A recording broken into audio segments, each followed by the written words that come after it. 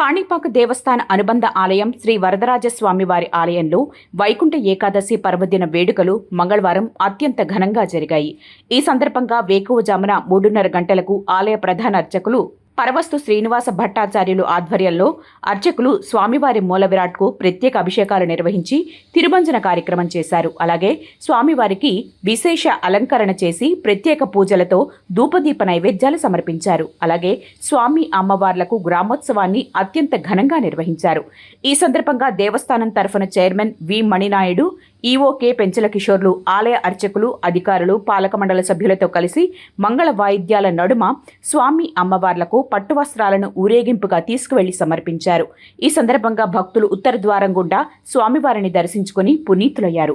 ఈ కార్యక్రమంలో ఆలయ ఏఈఓ రవీంద్రబాబు, సూపరింటెండెంట్ వాసు, పాలక మండలి సభ్యులు నాగరాజు నాయుడు, చంద్రశేఖర్ రెడ్డి, సుధాకర్ రెడ్డి, సుబ్బారెడ్డి, చంద్రకళ, కృష్ణవేణి, నరేషులతో పాటు ఆలయ ప్రధాన అర్చకులు సోమశేఖర్, గురుకుల్ వేద పండితులు తదితరులు పాల్గొన్నారు.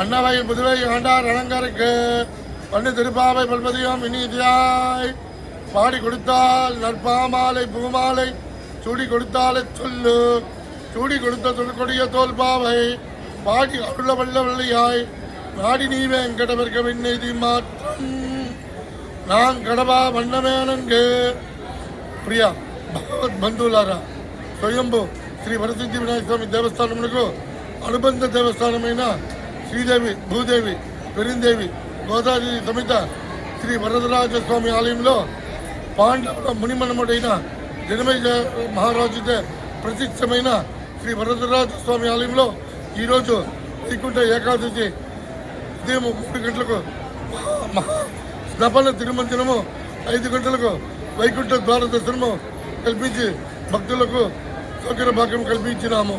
10 గంటలకు స్వామివారి చెల్లింపు, దివ్య ఆరాధన, తిరుప్పాబాయి సేవ, శాంతమర అలకించి మంత్రోపస్వానం అనంతరం భక్తులకు తీర్థ ప్రసాదం స్వీకరించి కాణిపాక పురమాధవుడిలో ఉభయ రాజ్యాలతో అనగా శ్రీదేవి, భూదేవి సమేత శ్రీ వరదరాజ స్వామి చప్రోత్సవంలో పాల్గొని భక్తులకు నయనానందకరంగా భక్త కల్పించినారు.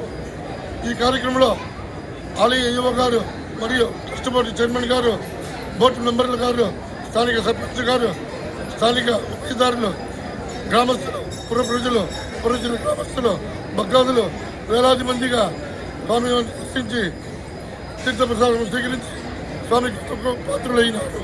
జై శ్రీమన్నారాయణ.